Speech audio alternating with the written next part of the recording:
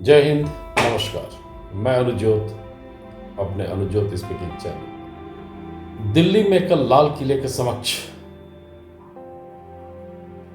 Bomb blast हुआ।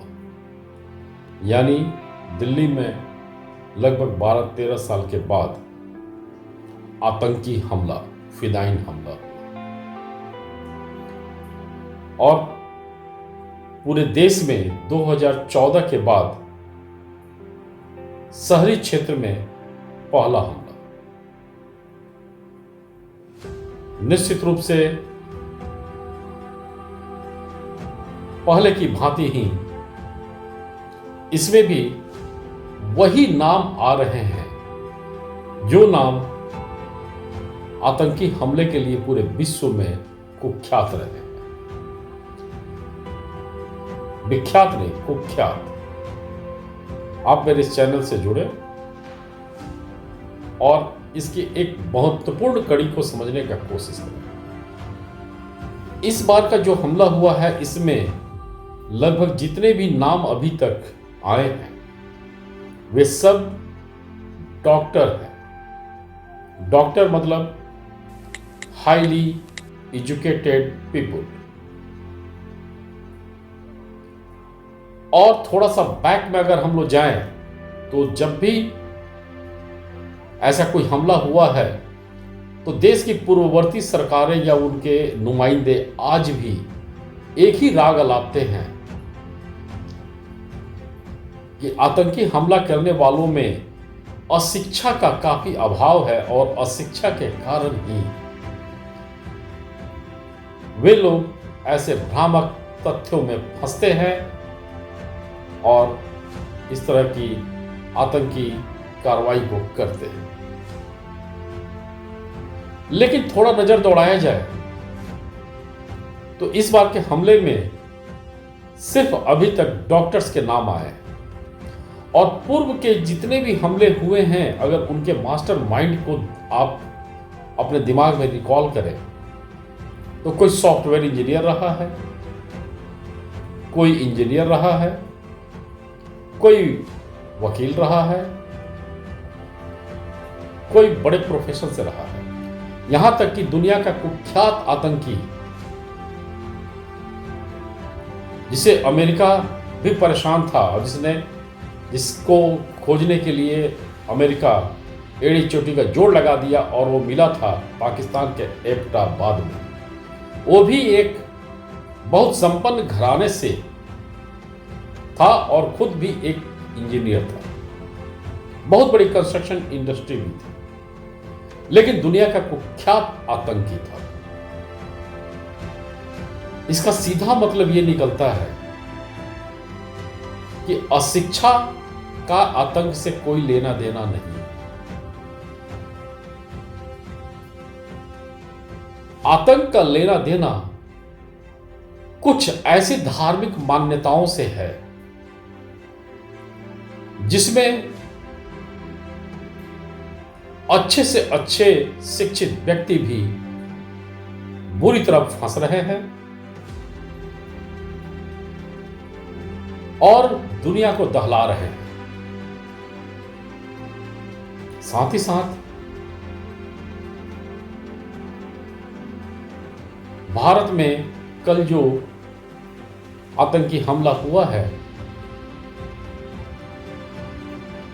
वो इस तथ्य को प्रमाणित करता है कि आतंक का स्वरूप अशिक्षा से नहीं होकर धार्मिक मान्यता से। स्लीपर सेल पूरे देश में एक्टिव हैं। मैं पहले भी अपने कई वीडियो में स्लीपर सेल के बारे में बता चुका हूं और इन स्लीपर सेल को से बचने का एक ही उपाय है कि हर व्यक्ति के अंदर में देशभक्ति होना चाहिए, चाहे आप किसी भी कौम से हो।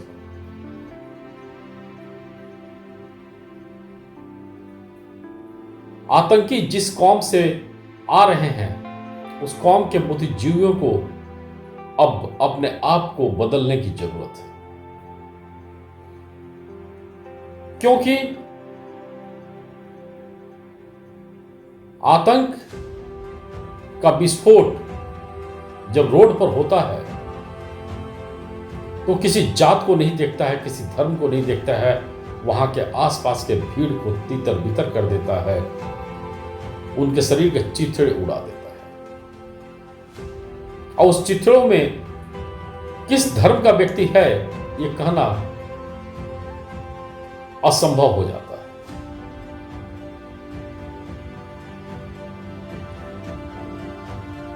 अभी देश एक खतरनाक मोड़ पर है जिसमें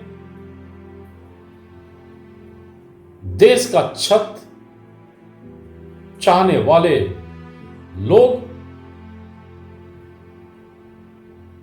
काफी सक्रिय हो रहे हैं, लेकिन देश के छत में सुराख करने वाले लोग भी उतने ही सक्रिय हैं। और सबसे ज्यादा खतरनाक मामला उन लोगों का है, उन राजनीतिक लोगों का है जो देश की छत में सुराख करने वाले लोगों का वोट लेने के लिए कोई भी गलत रास्ता अख्तियार कर रहे हैं या कोई भी उनको लालच दे रहे हैं। धार्मिक मान्यता का मतलब यह नहीं कि आप किसी को भी परेशान करें। आतंकी जिस कौम से आ रहे हैं उस कौम के बुद्धिजीवियों को अब अपने कौम में ऐसे लोगों का पहचान कर देश के सुरक्षा एजेंसियों के समक्ष लाना होगा, तभी विश्वास बढ़ेगा। क्योंकि विश्वास अब बिल्कुल टूट रहा है, टूट गया है।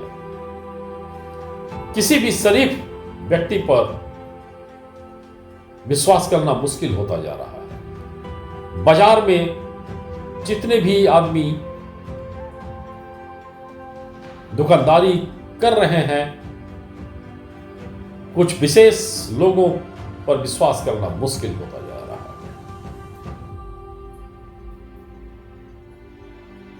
और यकीन मानिए, देश न होगा तो सिर्फ और सिर्फ आतंक होगा।